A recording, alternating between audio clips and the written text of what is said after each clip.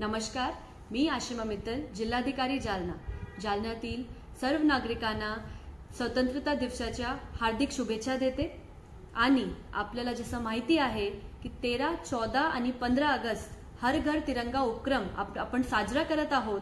त्या अनुषंगाने आपल्या घरी, आपल्या कार्यालयात आपण राष्ट्रीय ध्वज उभा करूया आणि या उपक्रमात harghartiranga.com हे जे पोर्टल आहे इथे जाऊन तिरंगे सोबत जी आपली सेल्फी आहे ते नक्की अपलोड करा, अशा मी सगळ्यांना आवाहन करते।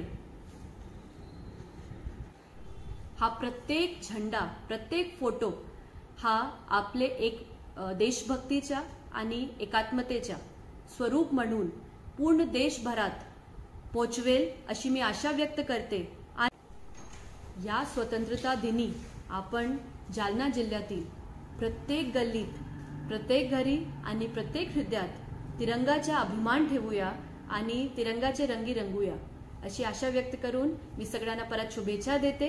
जय हिंद, जय महाराष्ट्र।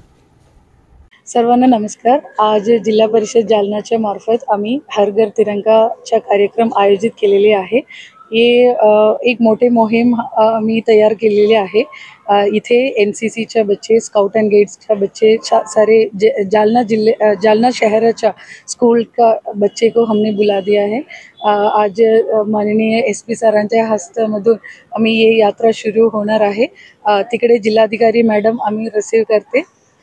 ये तो हर घर तिरंगा का मूल उद्देश्य ऐसा है कि हम हमारा स्वतंत्रता का जो कष्ट सहन किया, जो भी इसका पीछे जो भी स्ट्रगल था, इसका जो माहिती सगला लोगों को माहिती होना चाहिए। आणि जो हमारे बच्चे के मन में, हमारे कर्मचारी के मन में एक नवीन एक मोटिवेशन आला पाहिजे कि हमारा देश के भलाई के लिए, ग्राम विकास के लिए हम प्रयत्न करणार आहे। थँक्यू, धन्यवाद। जय हिंद, जय महाराष्ट्र। आज जिल्हा परिषद जालना तर्फे हर घर तिरंगा या उपक्रम अनुषंगाने तिरंगा यात्रा काढण्यात येत आहे, ज्यामध्ये मोठ्या प्रमाणात स्टुडंट्स, यामध्ये एनसीसी पण स्टुडंट्स आहे, इतर सर्व शाळाचे स्टुडंट्स आहे ते सहभागी दिसत आहे झालेले।